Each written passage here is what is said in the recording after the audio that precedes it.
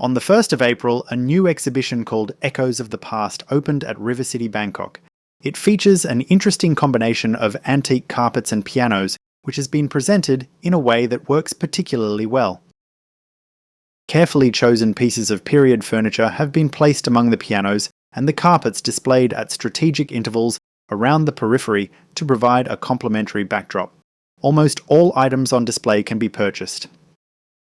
Many of the hand-woven carpets are from the collection of Viktor Bolliger, whose interest in them developed while he worked as a banker in Iran, which of course was formerly known as Persia.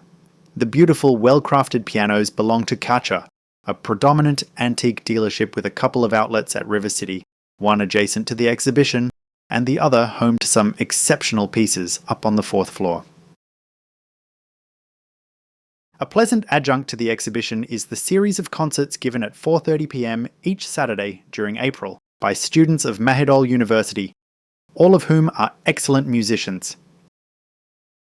If you would like more information, please refer to River City Bangkok's own website. There is a link in the description.